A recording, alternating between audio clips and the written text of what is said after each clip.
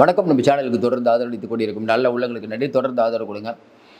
எடப்பாடி பழனிசாமியுடன் விஜய் பேசினார். ஒரு 3 தடவை பேசியிருக்கிறதா வரக்கூடிய தகவல்கள். கண்டிப்பாக விஜய் பிஜேபி கூட்டணிக்கு போக மாட்டாருன்னு உறுதியாக சொல்ல முடியாது, போவாருன்னு உறுதியாக சொல்ல முடியாது. ஏன்னா சில பேர் கண்டிப்பாக போவார், கண்டிப்பாக போகலன்னு பல விஷயமான செய்திகள் வரும்போது பேசுறது ஏறக்குறைய உறுதியாயிடுச்சு. ஏறக்குறைய உறுதி. சரி, இப்போ விஜய் வைக்கக்கூடிய டிமாண்ட் என்ன? இன்னொன்று, விஜய்க்கு எதிராக ஒரு மாபெரும் சதியை இன்றைக்கி பண்ணிகிட்டு இருக்காங்க.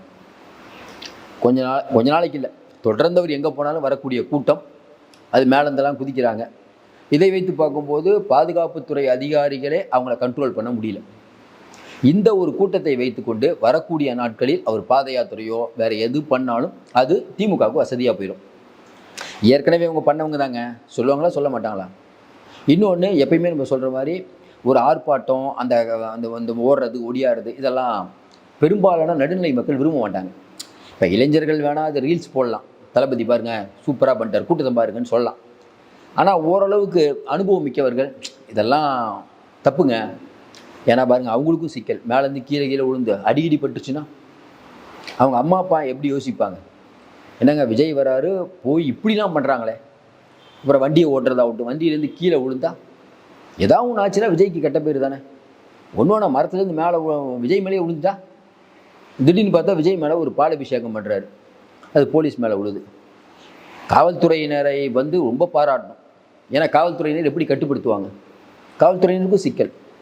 அப்போ இவ்வளவு சிக்கலை தாண்டி விஜய்க்கு எதிராக கூலிப்படையை ஏவியிருக்கிறார்களாங்கிற அளவுக்கு வரக்கூடிய பிரச்சனைகள். ஏற்கனவே உங்களுக்கு தெரியும், திமுகவுடைய ஆட்கள் பேச ஆரம்பிச்சிட்டாங்க. எந்த அளவுக்கு அவதூறு கிளப்ப முடியுமோ அந்த அளவுக்கு அவதூறு கிளப்பிட்டு இருக்காங்க. இப்படிப்பட்ட சூழ்நிலையில் எடப்பாடியுடன் விஜய் பேசுகிறத கொஞ்சம் ஆழமாக யோசனை பார்த்தீங்கன்னா அது சரியா? எடப்பாடியுடன் பிஜேபி போனது மிரட்டி கூப்பிட்டாரு அப்படின்னாலும் எடப்பாடிக்கு வேறு ஆப்ஷன் இல்லை. ஏன் எடப்பாடி பழனிசாமி விஜய் வரலை, அப்போ எடப்பாடிக்கு உள்ள ஒரே ஆப்ஷன் பிஜேபி தான். அதனால் ஒரு முடிவு எடுக்கிறார். அதுக்கப்புறம் நம்ம சொல்லிட்டோம், ஓபிஎஸ், டிடிவி, சசிகலா, செங்கோட்டையன் எல்லாரும் இப்போ பொதுச் செயலாளர் செங்கோட்டையன் சொல்கிறார், நான் ஒரு தொண்டன்கிற ரேஞ்சுக்கு போயிட்டார். நம்ம தொடர்ந்து செங்கோட்டையன் முதல் நாள் அவர் பிரச்சனை கிளப்பும் போதே, அவர் டெல்லி போகும்போது நம்ம அப்பயே சொன்னோம், எடப்பாடியை மீறி ஒன்றும் நடக்காதுங்க, இவர் வேஸ்ட், எழுதி வச்சுக்கோங்கன்னு சொன்னோம். நீங்கள் நல்லா பாருங்கள், செங்கோட்டையனை வைத்து பொதுச் செயலாளராகும் அமித்ஷா போடும் கணக்கு நிறைய தப்ளின். நம்ம என்ன சொல்கிறோம், ஒருவர் பேசியது சரியா தவறா அப்படின்னு அவருடைய பழைய வீடியோவை பார்த்து நீங்கள் தெரிஞ்சுக்கலாம், ஈஸியாக தெரிஞ்சுக்கலாம். செங்கோட்டையன் அவர்கள் முதல் நாள் பேசும்போது நம்ம என்ன சொன்னோம்? செங்கோட்டையன் வேலைக்கு ஆக மாட்டாருங்க சொன்னோமா? அதே போல் இன்னொன்று சொன்னோம், விஜய் கண்டிப்பாக திமுக எல்லா கட்சியினுடைய ஓட்டையும் பிரிப்பார், அவருக்கு மிகப்பெரிய ஒரு செல்வாக்கு இருக்குது, விஜயை எதிர்பார்க்காத செல்வாக்குன்னு சொன்னோம்.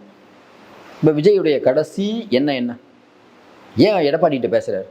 தனிச்சு நிற்க வேண்டியதானே நீங்கள் கேட்பீங்க.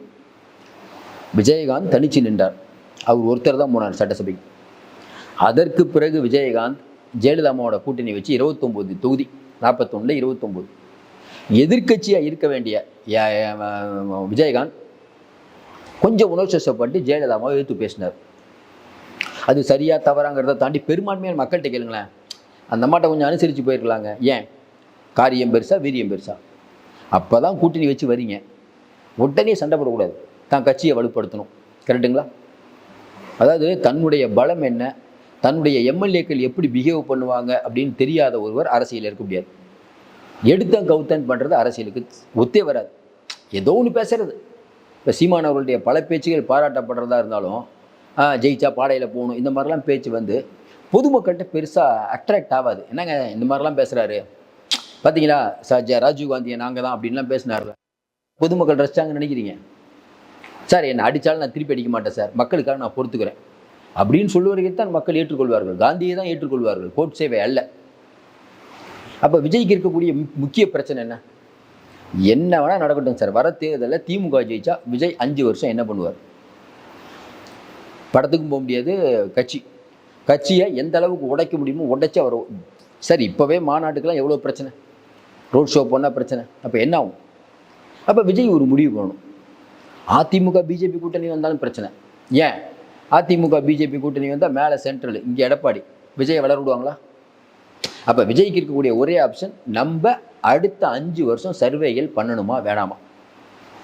நம்மளை பிஜேபி கூட அதிமுக கூட போனால் திட்டுவாங்க. நாங்கள் திடீர்னு தங்களுடைய பாசிச பாஜகன்னு சொல்லிட்டு திடீர்னு பிஜேபியோட பேசுறாரு. சொல்கிறவங்க சொல்லிட்டு தான் இருப்பாங்க. இப்போ இவர் நம்ம விஜயகாந்த் அவர் ஒன்று வேணாம், பாட்டாளி மக்கள் கட்சி முதல் எலெக்ஷன் திமுக, அடுத்த எலெக்ஷனில் அதிமுக, அடுத்த எலெக்ஷனில் திமுக வளர்ந்துக்கிட்டே இருந்ததா? கொஞ்சம் யோசனை பாருங்க. பாமக எப்படி வளர்ந்தது? மத்திய அமைச்சராக வரைக்கும் வளர்ந்தாங்க. ஏன்? மாறி மாறி வைக்க வேண்டியது. யார் எவ்வளோ சீட்டு கொடுக்குறாங்களோ அவங்க தான். மக்கள் அதுக்காக பாட்டாளி மக்கள் கட்சி ஓட்டு போடாமையே இருக்காங்க. மக்கள் இன்னைக்கு ஊழலை பொருட்படுத்துவதில்லை. ஏன்னாங்க நேற்று அவர் இப்படி திட்டினாங்க, அதையும் பொருட்படுத்தவில்லை.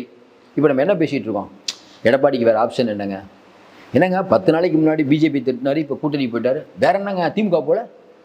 அப்போ எல்லா விஷயத்துக்கும் ஒரு பதில் இருக்கிறது. இங்கே நேர்மையானவர்கள் யாரும் இல்லை. நீங்கள் அத்தனை பேரும் உத்தமர் தானா சொல்லுங்கள், அவ்வளோதான். அப்போ விஜய்க்கு இது ஒரு அட்வான்டேஜ். அடுத்தது திமுகவோ அதிமுகவோ தனியாக நின்று, நம்மளும் தனியாக நின்று தோற்று போய் 2 பேரும் சேர்ந்து நம்மளை அடிக்கிறது நல்லதா? இல்லை யாராவது ஒரு கட்சியோட கூட்டணி போய் ஒரு 40 எம்எல்ஏ உள்ளே போய் எதிர்கட்சி தலைவரான நல்லதா?